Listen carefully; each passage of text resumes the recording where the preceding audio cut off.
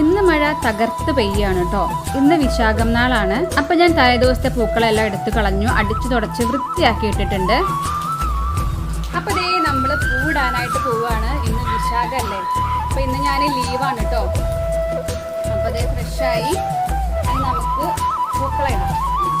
മഴ ആയതുകൊണ്ട് തന്നെ പുറത്തേക്കൊന്നും ഇറങ്ങാൻ വയ്യാട്ടോ. അതുകൊണ്ട് നമ്മൾ വാങ്ങിച്ചിട്ടുള്ള പൂവ് തന്നെയാണ് ഇന്ന് ഇടാനായിട്ട് പോകുന്നത്. അപ്പോൾ ഇനി കുറച്ചുകൂടി ഉണ്ട് പൂവ്, അതും കൂടി ഇടണം. തിരുവോണത്തിന് നമ്മൾ വേറെ ഫ്രഷ് പൂവാണ് കേട്ടോ മേടിക്കാനായിട്ട് പോകുന്നത്. അപ്പോൾ അതിന് മുന്നേ പൂക്കളെല്ലാം ഇട്ട് തീർക്കാനുണ്ട്. ഇന്ന് പൂക്കളിടാനായിട്ട് കൂടെയുള്ളത് അപ്പൂസാണ് കേട്ടോ. ഇന്ന് അപ്പൂസിന് അംഗനവാടി ഇല്ല, അതുകൊണ്ട് തന്നെയാണ് ഞാനിന്ന് ലീവ് എടുത്തിരിക്കുന്നത്. അപ്പം നമ്മൾ രണ്ടുപേരും കൂടിയിട്ടാണ് ഇന്ന് പൂക്കളിടുന്നത്. ഇന്ന് കുറച്ച് ലേറ്റ് ആയിട്ടോ എണീക്കാനായിട്ട്, അതുകൊണ്ട് അമ്മൂസ് സ്കൂളിലേക്ക് പോയിട്ടുണ്ട്. അപ്പോൾ നമ്മൾ രണ്ടുപേരും മാത്രമേ ഉള്ളൂ.